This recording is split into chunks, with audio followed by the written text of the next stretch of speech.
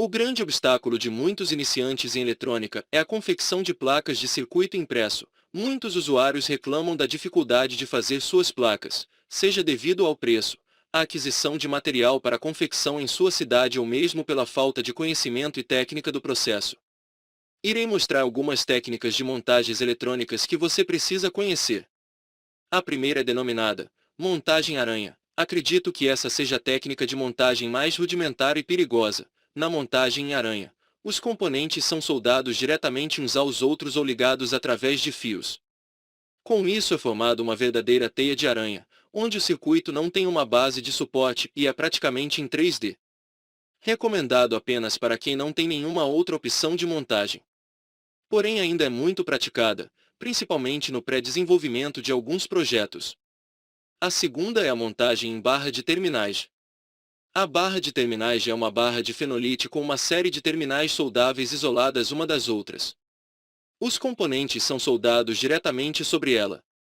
A maioria das barras de terminais tem 20 terminais, mas se caso você só use 5, por exemplo, basta cortar. Assim você ficaria com uma barra de 15 terminais para a execução de outros projetos. A terceira é a montagem protoboard. Trata-se de uma montagem provisória, apenas para teste, experiências e aprendizado. A grande vantagem da montagem em protoboard é que os componentes não precisam ser soldados. Uma protoboard é uma matriz de contatos com linhas eletricamente conectadas que serve de base para montagens eletrônicas. A quarta trata-se da montagem em placas padrão universal. Existem várias placas padrão nas lojas de componentes eletrônicos. Elas geralmente já vêm perfuradas e a mais comum tem diversas trilhas de cobre em forma de linhas. Por ser padrão, todas são iguais e de acordo com o seu circuito você deve interromper a linha de trilha, que pode ser feita facilmente com um estilete. Tem também a placa apenas com ilhas, em que você deve fazer a trilha com fio e solda, e tem a placa padrão para circuitos integrados. Na montagem em placas padrão, os componentes são soldados, com isso torna o circuito mais seguro e permanente, quase da mesma forma que na placa de circuito impresso. A quinta trata-se da montagem em placas de circuitos impressos, PCI, é a mais conhecida. Praticamente todos os equipamentos eletrônicos são montados em placas de circuito impresso. Ela é uma placa de um material isolante como a fenolite ou fibra de vidro com trilhas de cobre e furos para fixar soldando os componentes. As placas de circuito impresso podem ter as trilhas de cobre de um só lado, frente e verso, dupla face, ou multicamadas, sanduíche. As trilhas condutoras em diferentes camadas são conectadas com furos metalizados.